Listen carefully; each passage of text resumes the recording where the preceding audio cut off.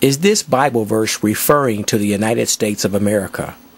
And I heard another voice from heaven saying, "Come out of her, my people, that ye be not partakers of her sins, and that ye receive not her plagues."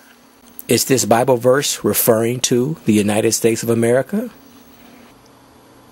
And he cried mightily with a strong voice, saying, Babylon the Great is fallen,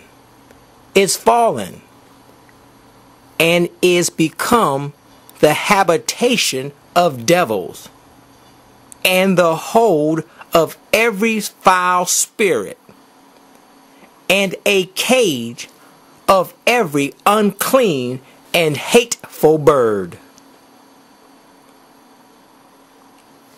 Are these Bible verses referring to the United States of America?